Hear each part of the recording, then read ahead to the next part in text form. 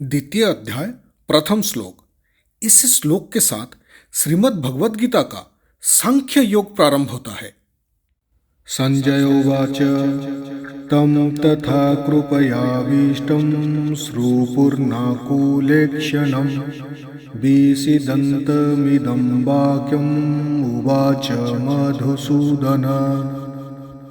संजय बोले, करुणा से अभिभूत, मन से शोकाकुल और आंसुओं से भरे नेत्र वाले अर्जुन को देखकर भगवान मधुसूदन ने यह वचन कहा। इस श्लोक में अर्जुन की भावनाओं को व्यक्त करने के लिए संजय ने कृपया शब्द का प्रयोग किए हैं, जिसका अर्थ है करुणा या संवेदना। यह संवेदना दो प्रकार की होती है। एक होती है दैवीय संवेदना, जिसका अनुभव भगवान और संत भौतिक जगत में भगवान के विमुखता के कारण कष्ट सह रही मानवीय आत्मा को देखकर करते हैं। और दूसरी दैहिक संवेदना होती है, जिसका अनुभव हम दूसरों की शारीरिक कष्टों को देखकर करते हैं। लौकिक संवेदना एक श्रेष्ठ मनोभाव है, किंतु ये पूर्ण रूप से निर्देशित नहीं होती। यह किसी वाहन को चला रहे भूख से व्याकुल चालक की ओर ध्यान ना देकर वाहन की देखरेख की चिंता करने जैसा है। यहाँ अर्जुन दूसरी प्रकार की संवेदना का अनुभव कर रहे हैं।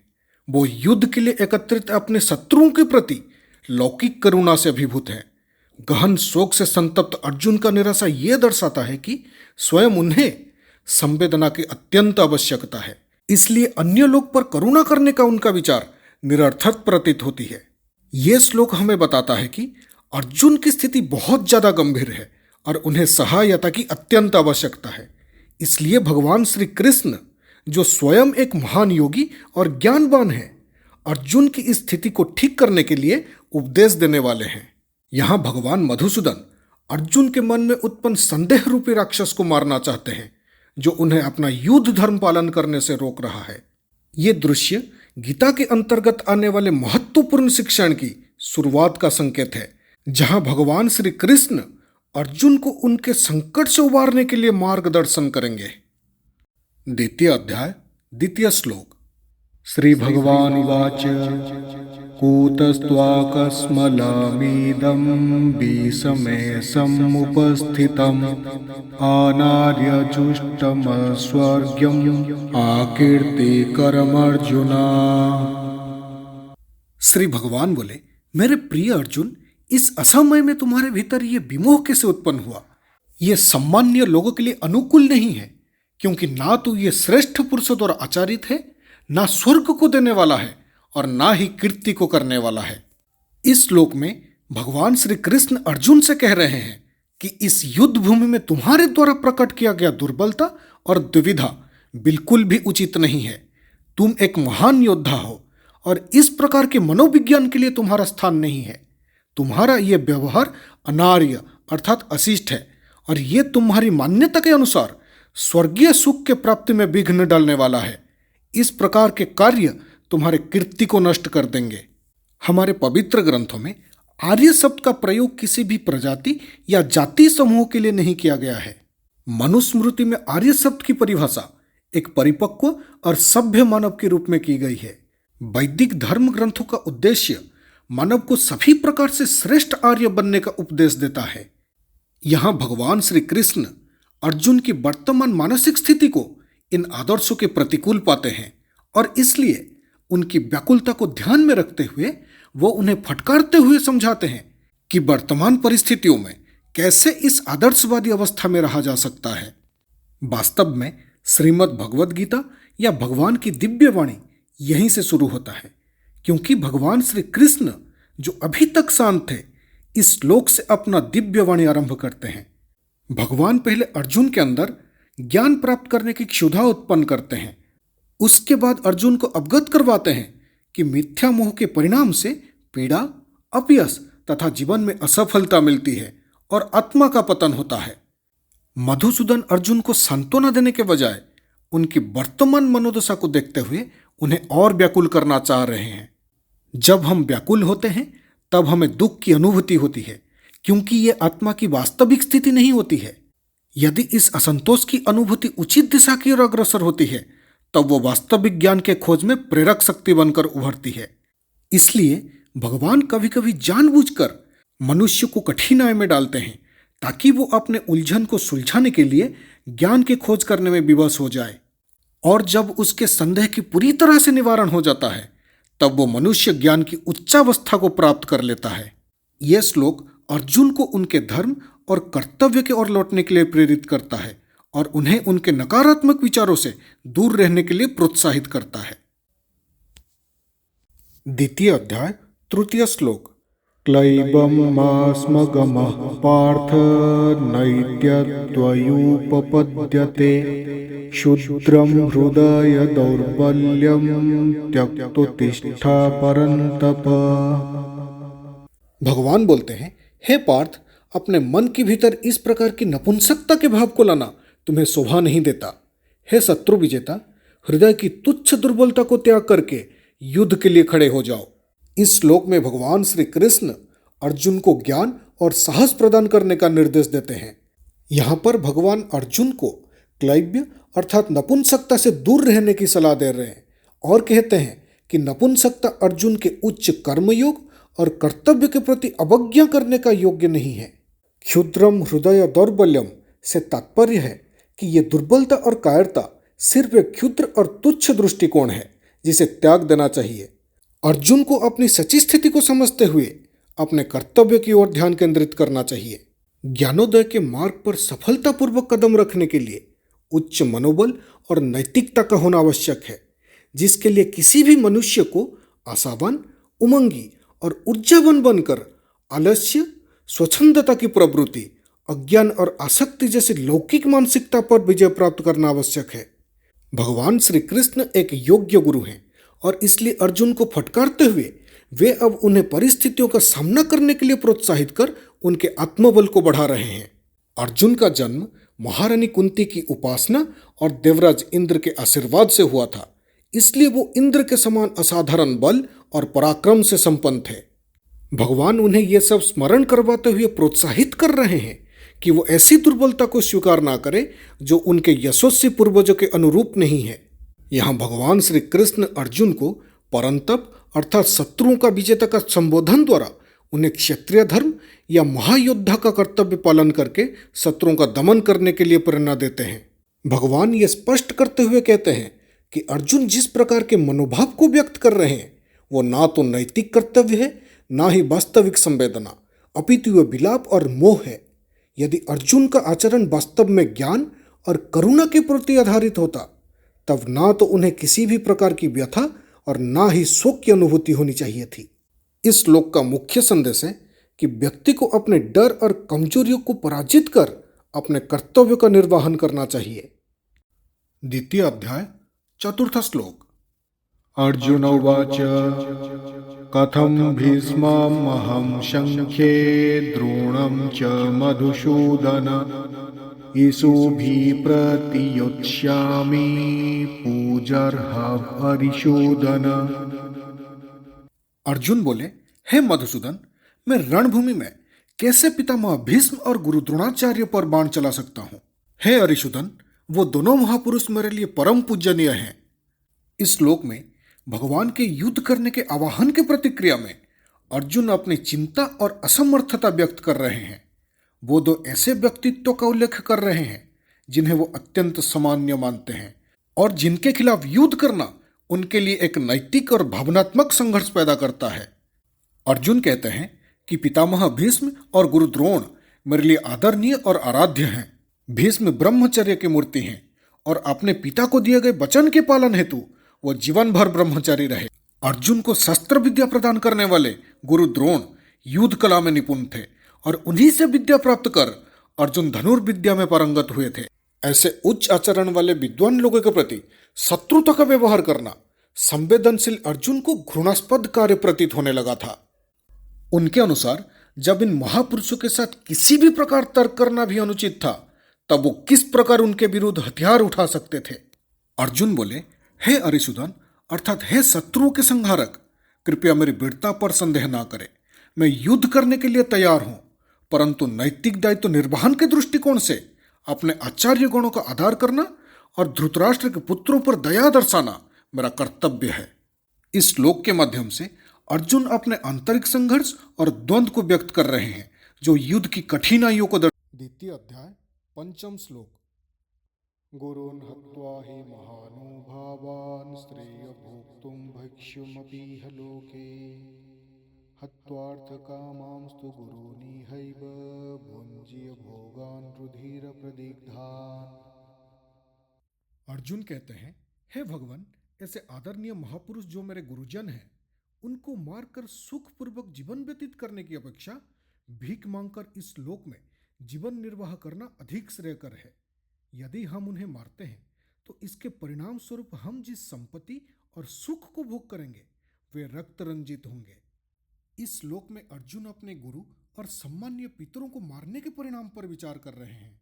वो कहते हैं कि महान और सम्मानीय गुरुओं की हत्या करना अत्यंत दुखदायी होगा, भले ही उसके बदले में उन्हें भिक्षाटन करके जीवन यापन करना पड़े।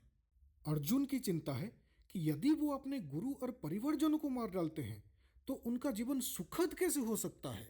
श्लोक में यह भी कहा गया है कि ऐसे भोगों का सेवन करना जो रक्त से सने हो, जिसे युद्ध में प्राप्त किए गए हो, उनके लिए अत्यंत अशुभ और दुखदायक होगा।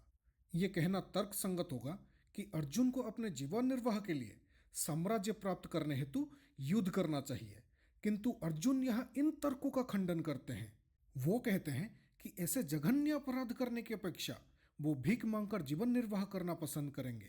आगे वो ये तर्क व्यक्त करते हैं कि यदि वो युद्ध लड़ने जैसे जघन्य अपराध में संलिप्त होकर अपने आदरणीय वयोवृद्ध और बंधु बांधवों का वध करते हैं तो उनकी आत्मा उनके इस कृत्य के फलस्वरूप प्राप्त होने वाली सुख संपत्ति और सत्ता का सुख भोगने की अनुमति नहीं देगी। वैसे शेक्सपियर की मैकबेथ नाटक में एक ऐसा उदाहरण उल्लेख किया गया है कि अपराध बोध से ग्रस्त मनुष्य अच्छी निद्रा के सुख प्राप्ति नहीं कर सकता। छल कपट आदि बुरे कर्मों से प्राप्त की गई संपत्ति और सत्ता से सुख और चैन छिन जाता है। मैकबेथ स्कॉटलैंड का एक सम्मानित व्यक्ति था।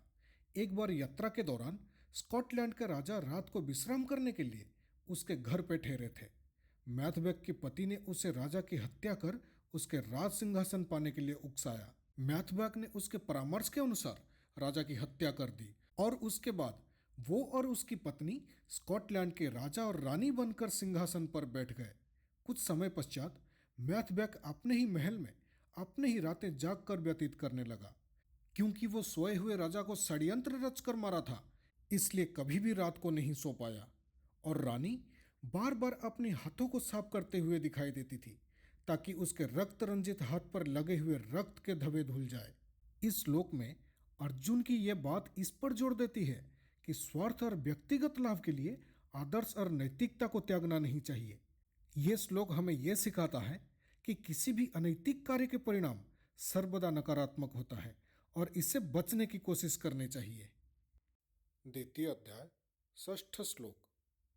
न चैतद्विद्मः कतरन्नो गरीयो यद्वा जयेम यदि वा नो जयेयुः यानेव हत्वा न जिजीविषाम स्थितः स्थिताः प्रमुखे धार्तराष्ट्रः।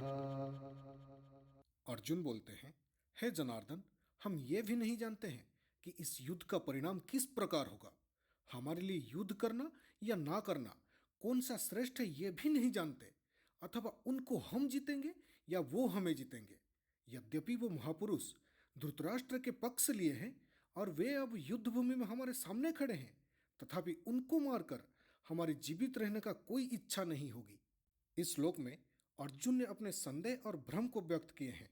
वो भगवान श्री कृष्ण से पूछते हैं कि वो ये नहीं समझ पा रहे हैं कि कौरव के खिलाफ युद्ध करना सही होगा या नहीं।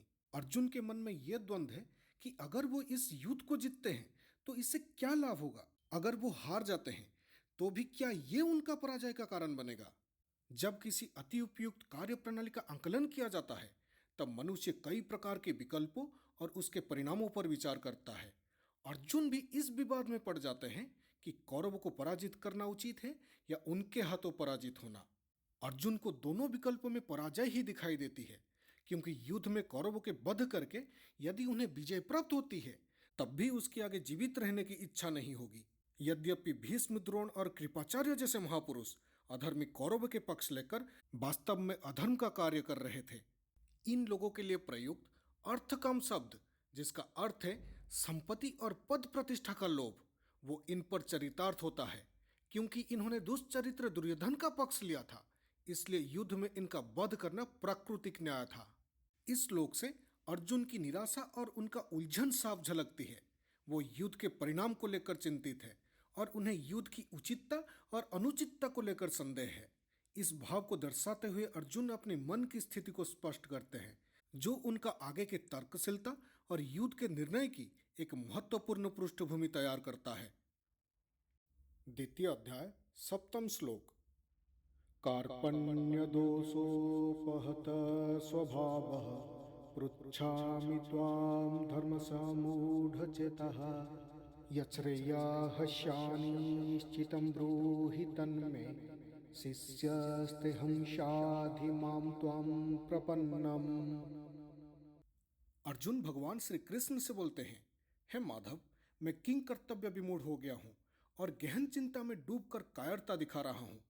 धर्म के विषय में मोहित चित हुआ मैं आपसे पूछता हूँ कि जो साधन निश्चिंत कल्याणकारक हो वो मेरे लिए कहिए, क्योंकि मैं आपका शिष्य हूँ, इसलिए आपके शरण हुए मुझको उचित शिक्षा दीजिए। इस श्लोक में अर्जुन अपनी स्थिति का वास्तविक विश्लेषण करते हैं और मानते हैं कि उनकी वर्तमान मनोदशा और स्थिति धर्म के मार्ग को समझने में बाधक है। अर्जुन अपने आप को कमजोर और भ्रमित महसूस करते हुए भगवान श्री कृष्ण से मार्गदर्शन मांगते हैं। श्रीमद् भगवद गीता का यह क्षण अत्यंत महत्वपूर्ण है, जब प्रथम बार अर्जुन, जो भगवान श्री कृष्ण का परम मित्र और चचेरे भाई थे, भगवान को अपने गुरु बनने की प्रार्थना करते हैं। अर्जुन भगवान के सम्मुख ये स्वीकार करते हैं कि उन पर कार्पण्य दोष हावी हो गया है या उनका आचरण कायर जैसा हो गया है, इसलिए वो भगवान श्री कृष्ण को गुरु बनने और उन्हें धर्म के पथ पर चलने का उपदेश देने के लिए निवेदन करते हैं। सभी वैदिक ग्रंथ एक स्वर में घोषणा करते हैं कि आध्यात्मिक गुरु के माध्यम से हमें अपने आत्मकल्याण के लिए दिव्य ज्ञान प्राप्त होता है।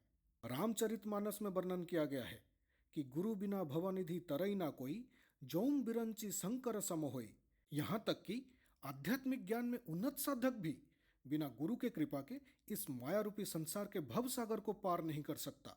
सत्य को जानने के लिए गुरु के शरण में जाना चाहिए, साधना पूर्वक उनका सेवा करना चाहिए और उनसे तत्व ज्ञान सीखना चाहिए।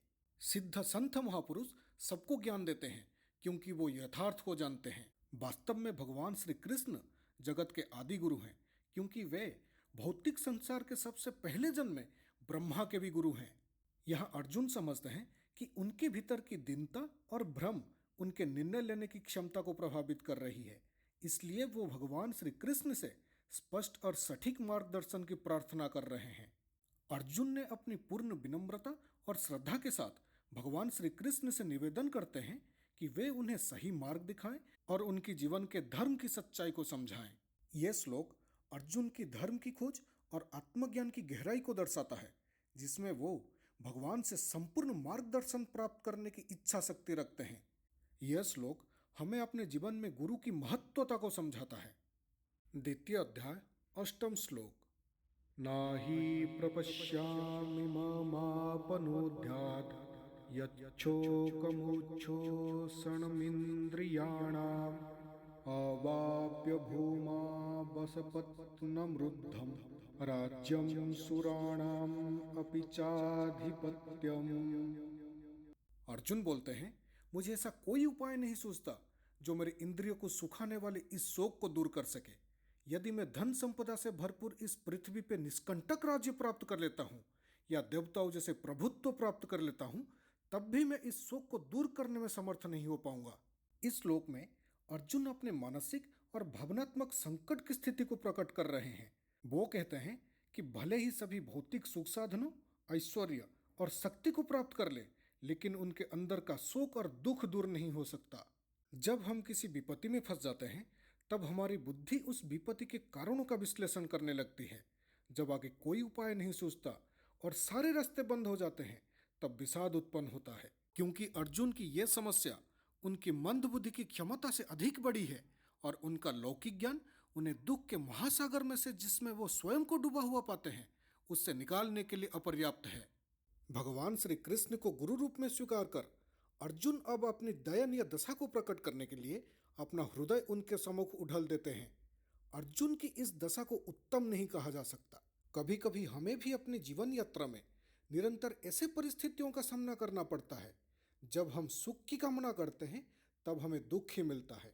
हम ज्ञान प्राप्त करना चाहते हैं किंतु हम अज्ञान के अंधकार को दूर करने में समर्थ नहीं हो पाते।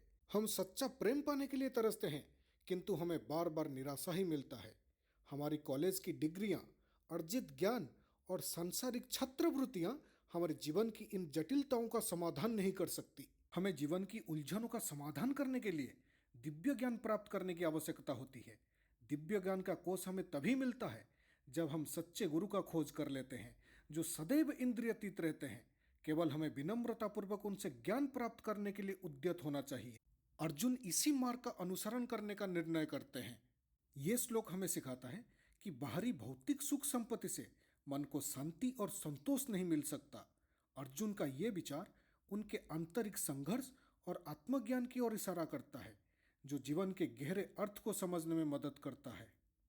द्वितीय अध्याय 9वां श्लोक।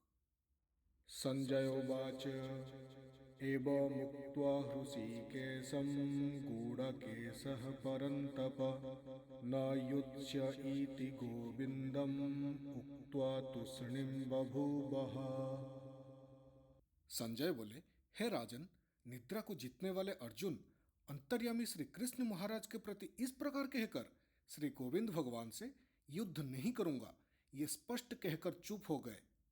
इस श्लोक में दूरदर्शी संजय ने धृतराष्ट्र को सुनाए जा रहे वृतांत में संबोधित किए गए व्यक्तियों के लिए विशेष नामों का प्रयोग किए हैं। यहाँ अर्जुन को गुड़ाकेश कहकर संबोधित किया गया है जिसका अर्थ है निद्रा पर विजय पाने वाला। निद्रा एक ऐसी शक्ति है जो सभी प्राणियों को कभी ना कभी वशीभूत कर लेती है, किंतु अपने दृढ़ शक्ति से अर्जुन ने स्वयं को इस प्रकार संयमित किया था कि उनको तभी नींद आती थी जब उनकी सोने की इच्छा होती थी, और वो भी केवल अर्जुन द्वारा निर्धारित अवधि तक। अर्जुन के लिए गुड़ाकेश शब्द का प्रयोग कर संजय गूढ़ता से धृतराष्ट्र को संकेत करते हैं। मनुष्यों के बीच एक ऐसा महानायक जो निद्रा को वश में कर सकता है वो अपनी अवसाद पर भी विजय प्राप्त कर सकता है। संजय ने भगवान श्री कृष्ण के लिए हृषिकेश अर्थात मन और इंद्रियों के स्वामी शब्द का प्रयोग किए हैं। इसका शाब्दिक संकेत यह है कि जो मन और इंद्रियों के स्वामी है वो निश्चित रूप से इस किंग कर्तव्य विमूढ़ता की स्थिति से बाहर ले आएंगे। इस श्लोक के माध्यम से अर्जुन की मानसिक स्थिति और उनकी द्विधा को व्यक्त किया गया है। अर्जुन युद्ध की कठोरता और उसमें होने वाली हत्या की सोच से विचलित हो गए थे। उन्होंने भगवान श्री कृष्ण से कहा कि वो युद्ध नहीं लड़ेंगे और चुप हो गए। यह श्लोक हमें अर्जुन की आंतरिक दुविधा और उनके भावनात्मक संघर्ष को समझने में मदद करता है। अर्जुन का चुप हो जाना उनके मन की गहराई और उनकी चिंता का संकेत है जो कि युद्ध के मैदान में एक महत्वपूर्ण मोड़ का प्रतीक है। द्वितीय अध्याय 10वां श्लोक। तमुवाच हृषीकेशः प्रहसन्निव भारत सेनयोरुभयोर्मध्ये विषीदन्तम् इदं वचः। संजय बोले, हे भरतवंशी धृतराष्ट्र, तत्पश्चात दोनों पक्षों की सेनाओं के बीच अंतर्यामी श्री कृष्ण महाराज ने शोकाकुल अर्जुन से प्रसन्न होते हुए ये वचन कहे। इस श्लोक में भगवान श्री कृष्ण अर्जुन को संबोधित कर रहे हैं। इस समय अर्जुन युद्ध भूमि में तनावपूर्ण स्थिति में खड़े हैं और उन्हें कर्तव्य पर अडिग रहने में कठिनाई महसूस हो रही है।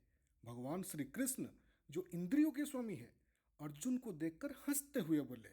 भगवान श्री कृष्ण की प्रसन्नता ये दर्शा रही थी कि प्रतिकूल परिस्थितियों से वे निराश नहीं थे, अपितु इसके विपरीत वे इन परिस्थितियों में पूर्णतः प्रसन्न थे। ज्ञानयुक्त होकर ही कोई सभी प्रकार की परिस्थितियों में से समृद्धि प्रदर्शित कर सकता है। अपने अधूरे ज्ञान के कारण हम जिन परिस्थितियों का सामना करने में स्वयं को असमर्थ पाते हैं, हम उसे दोषी मानते हैं, उससे दूर भागना चाहते हैं और उन्हें अपने दुर्भाग्य के लिए उत्तरदायी ठहराते हैं।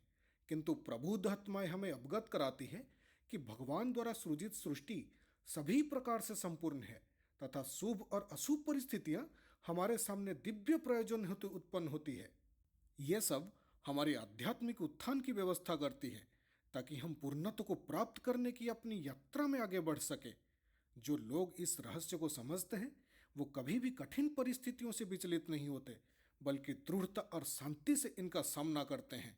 ये कहा जाता है कि भगवान जानबूझकर कठिन परिस्थितियां उत्पन्न करते हैं ताकि लोगों को उनकी आध्यात्मिक उन्नति की यात्रा में शिथिल होने से रोका जाए। जब मनुष्य आत्मसंतुष्ट हो जाता है तब प्राकृतिक आपदाएं अपनी पूरी शक्ति लगाकर मनुष्य को इनका सामना करने में समर्थ बनने के लिए उत्पन्न होती है, जिससे मनुष्य की आत्मिक उन्नति सुनिश्चित होती है। भगवान श्री कृष्ण अर्जुन को सांत्वना देने के लिए मंद मंद मुस्कुरा रहे हैं। उनका यह हंसना अर्जुन की मानसिक स्थिति को समझने और उसके समाधान की दिशा में एक संकेत है। यहाँ भगवान अर्जुन को आश्वस्त करने का प्रयास कर रहे हैं ताकि वो अपने कर्तव्य की ओर वापस लौट सके और सही निर्णय ले सके।